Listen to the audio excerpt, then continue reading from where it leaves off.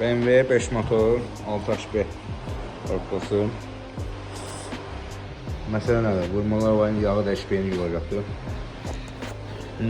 Hidroblokun pistonçikləri təmiz yatıqdır. Bu ağzınla bir düz durmalıdır. Hamısı yatıqdır. Bunlar dəyişdirəcək pistonçikləri. Bir də plastinkası.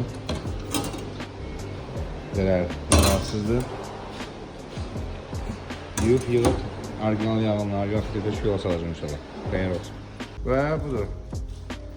Beyin yolu təmiz. Canavarı yufamı. Nədir? Orijinal filtriz. Orijinal yağ. Bilən bilir bunadır.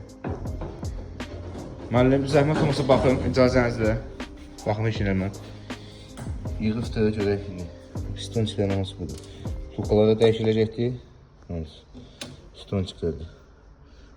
Piston çıxardı, yapışırdı. Все. Orada bir canı var. Mazoram. Yalan göstəreyim. Canavarı orada. Ablam sıyıldı yerine. Gör necə olur bu? Sıxıntılı olmalıdır ki. Hamısını bir qoyaq. Filmer tutar. Gör ağzından ucuyum. Qabaq, indi videoda görəsiniz də dibindəydi. Yığa var əməllər. Bəli, bəli.